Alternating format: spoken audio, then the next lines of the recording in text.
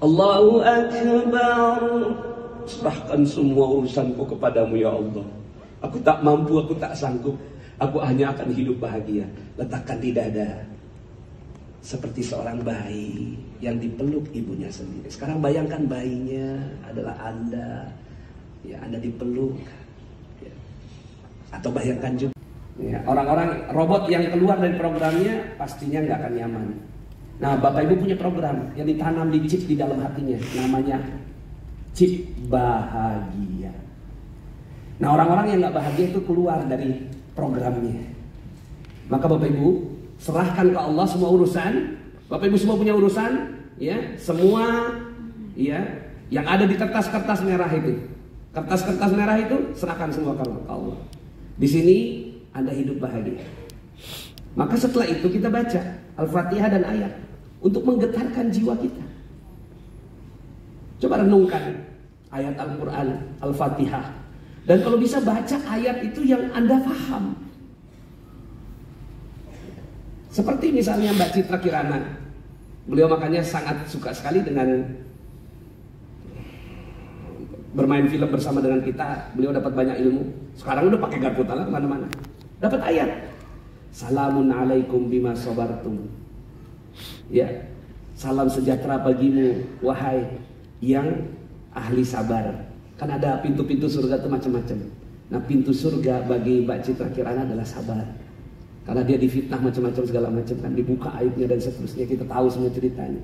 Maka kalau dibaca sudah seperti ini, bayi yang dipeluk ibunya.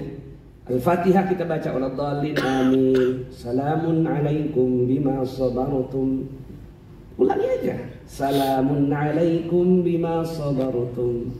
Salamun alaikum bima sabartum. Salamun alaikum bima sabartum. Pasti getarannya berbeda antara Mbak Citra Kirana dengan Anda. Karena ayat itu memang dia dapatkan. Maka Anda harus mendapatkan setiap persoalan satu ayat dibaca di dalam sholat. Ketika dibaca dalam sholat, saya mengulangi.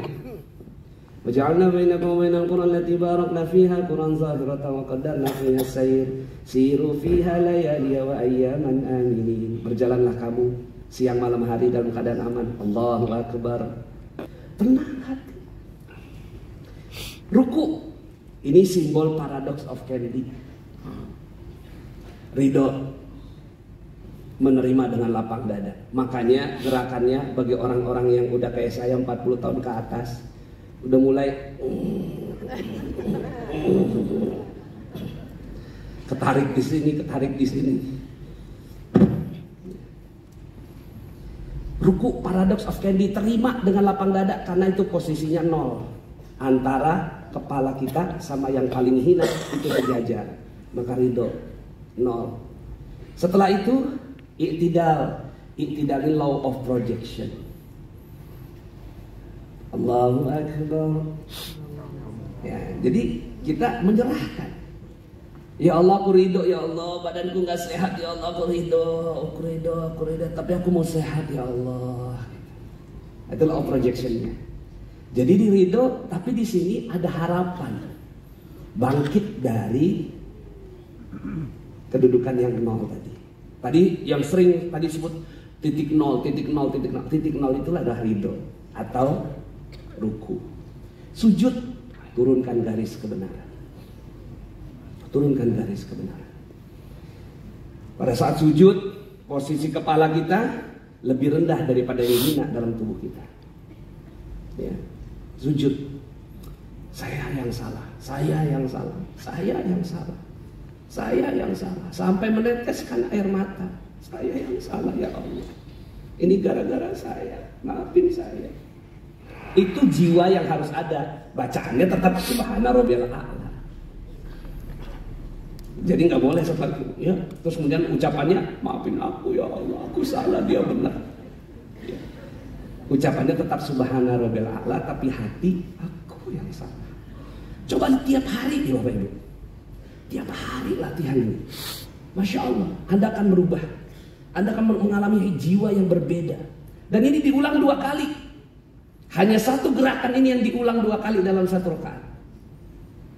Yang lainnya cuma sekali-sekali, yang ini 2 kali. Kecuali Salat gerhana. Itu aja. Duduk di antara dua sujud, perisai rezeki. Rabbighfirli, ampuni aku, buka perisai. Hanya satu yang kita minta. Di tempat yang lainnya semuanya pujian. Hanya satu kalimat kita meminta, yaitu pada saat kita duduk di antara dua sujud. Dan rasakan kita sebagai seorang yang mau punya proyek nilainya 1 triliun. Di depan kita investor, kita duduk, Rabbighfirli warhamni wajburni warfa'ni warzuqni wahdini wa'afini. Nah maka Bapak Ibu semua, ini zikirnya magnet rezeki. Jadi kalau ada yang nanya, Pak Nas, wiridnya magnet rezeki apa? Ada yang nanya aku wiridnya magnet rezeki. Wiridnya magnet rezeki adalah menanam ilmu ini di dalam sholat. Makanya nggak pernah bosan. Kenapa saya nggak pernah bosan menyampaikan ilmu magnet rezeki? Mau udah aja bolak-balik seperti ini, nggak pernah bosan. Kenapa? Karena itu saya tanam dalam sholat. Dan Bapak Ibu semua akan seperti itu. Setelah itu kembara 7 langit. Apa itu magnet rezeki?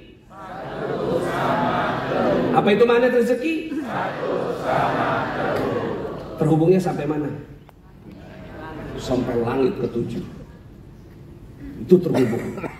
Makanya kita at-tahiyatul mubarakatus salawatut thayyibatu lillah. Semua ulama sepakat kalimat ini harus merasakan kehadiran Allah, merasa diundang di acara terbaik. Bapak Ibu diundang di sini, misalnya nih diundangnya sebagai undangan spesial gitu. Rasanya gimana? Atau jangan di sini deh, Bapak Ibu diundang di acara ya ulang tahun cucu presiden.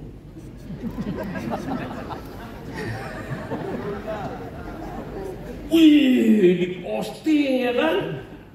Pakai IG story gitu kan, WA story, semua harus tahu kalau kita diundang di pernikahan cucu presiden.